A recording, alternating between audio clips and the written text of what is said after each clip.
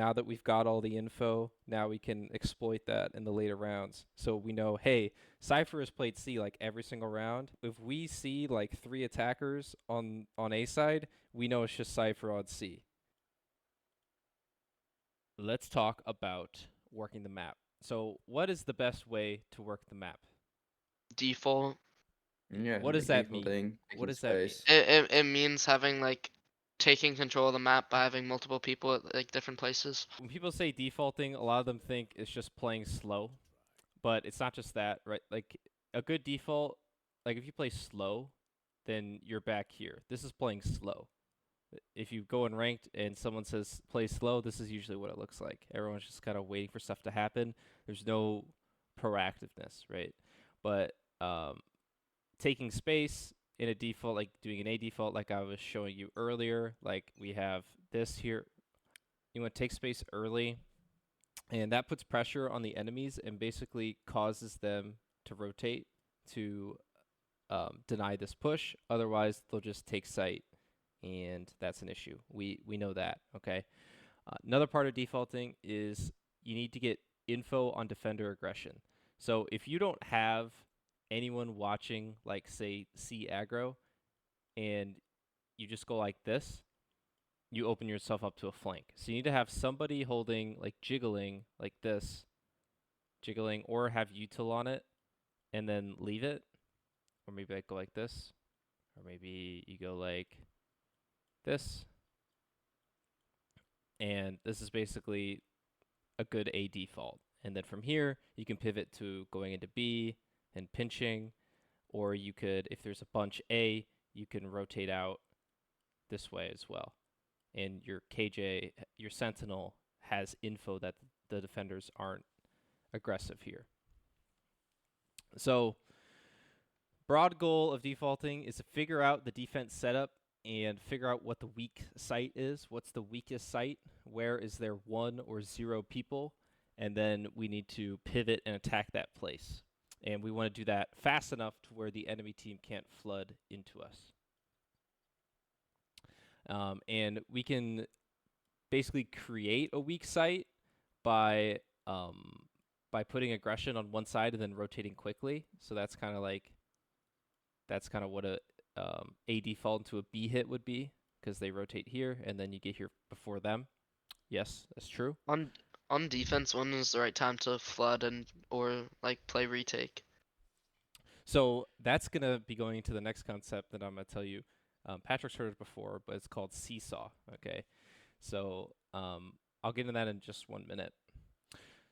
So just thinking purely from the attacker's perspective right now still, okay? You want to figure out the defense setup, attack the weak site. Yes, we know that. We want to figure out if there's any defense aggro or counter that defense aggro. And then we want to draw rotates by putting pressure. And then we want to, attack the weak site, right? Another thing you can do in a default, which is really effective, which kind of like helps draw rotates and basically weaken the setup. So if I were to do a setup like this, if the enemies are set up like 3 stacked on A, or they've rotated to you, that's an issue. You have a low chance of winning this take. You have a higher chance if you, say, for example, have a KJ walk up, break Cypher Trip, or break Alarm Bot, and then now we have to send one more person over here. Or instead of focusing here, we have to focus here on this guy coming B, right? So, and that makes A little bit easier. Same can be said, say, if we're doing a C default,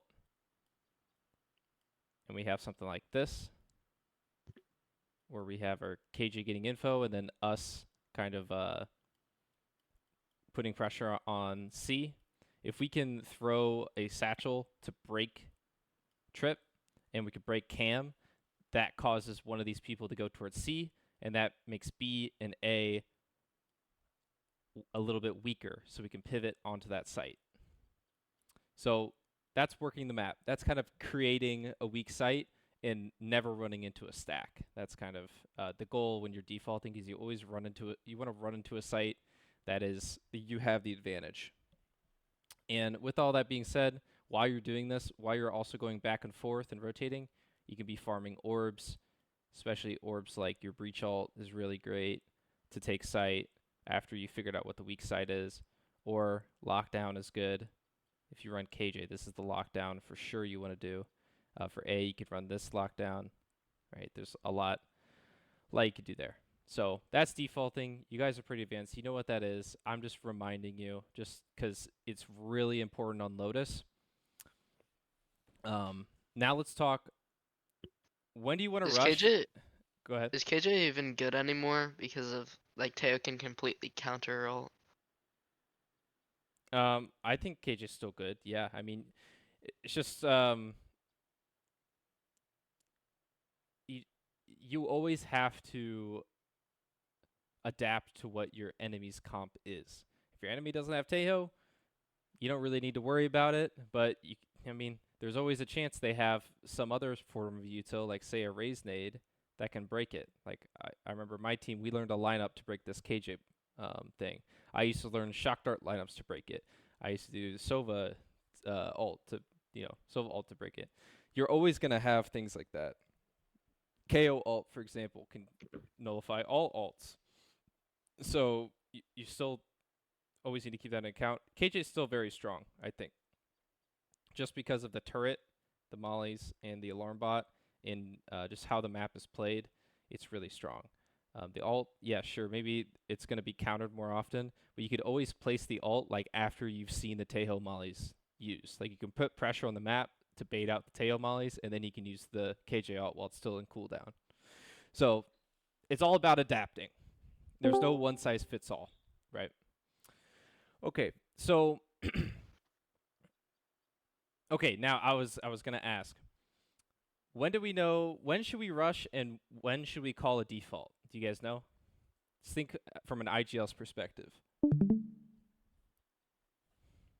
Like when we have a weekends, that's like one reason when we call like a rush. And like when two teams have a full buy, we can also call it default, or they just have a ton of ults. And if Yeah. enemies are broke, technically also rushing might be good. It depends. Mm-hmm. Okay. All right. That's true.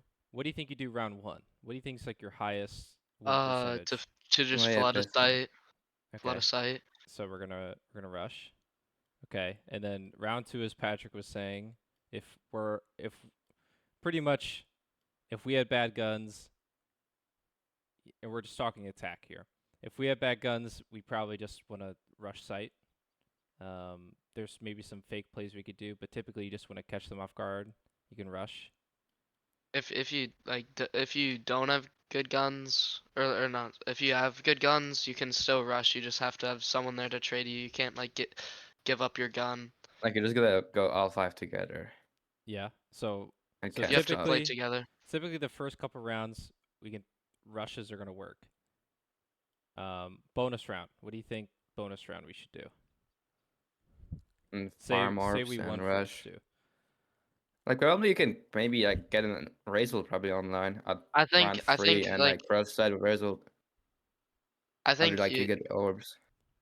it depends how they're playing. I think it's really important to try to get a pick first to like get that influential gun that could like turn that round around, you So okay. but you have a higher chance of killing them if there's more people there because they have better guns than you. Mhm.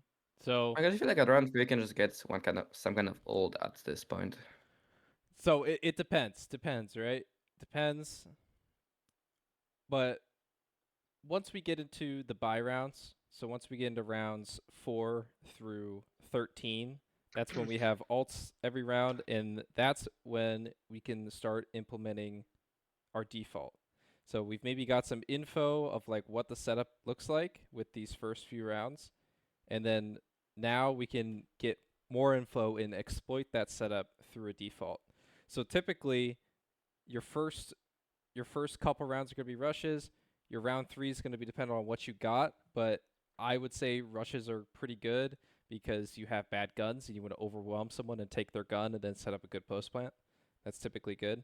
But then after that, once you get into these deep in the half rounds, that's when I'd say run the default, test stuff out, and then while you're doing that, the coach can also be doing this too. This is more of like a coach thing. They'll call you in a timeout after.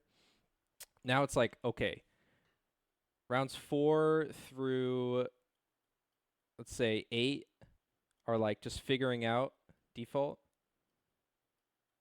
And then now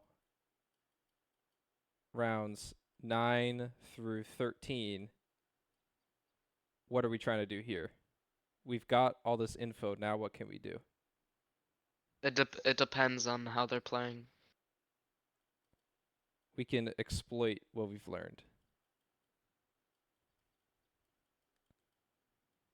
So that is kind of like your timeline from an IGL.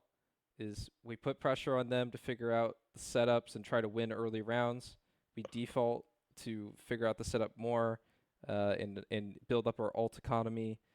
And then now that we've got all the info, now we can exploit that in the later rounds. So we know, hey, Cypher has played C like every single round. If we see like 3 attackers on A side, we know it's just Cypher on C.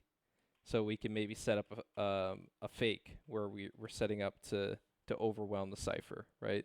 There's that's something that you as an IGL can do, and that's something that our coaches are trained to do. We're trained to figure out like how to counter the enemy team. What is it that we can do to counter the enemy team? So, all that being said, you know, rush early, default mid in the half, and then at the end of the game, that's when you can exploit it. If you watch pro teams, what they'll do is once they figure out a site is weak, they'll just hit it like over and over again until the enemy team can counter it. That was something that happened in Sentinel's game on Lotus that we kind of looked at yesterday. Is, you know, they just kept going C after they figured out it was just one player there, and completely exploited it. And that was from them being able to. They've worked all different parts of the map. They've rotated. They've done all this stuff, and they figured out that, hey, our win con is to just get C and run our good post plant. So yeah, that's just some high level stuff you could think about as you're playing. It's very hard to do in the moment, but it's good to call timeouts so that you can collect your thoughts and then call like a fight plan later in the half. So okay, and we also know whenever we default, we want to use kind of our cheap util early, like our breach stuns and our like Tejo mollies, things like that. We want to use that early to take space and then get that back, have that recharge, and then we use it in our sight hit later in the round. Because typically it's like 40 seconds for that stuff to recharge. So any questions about that? Like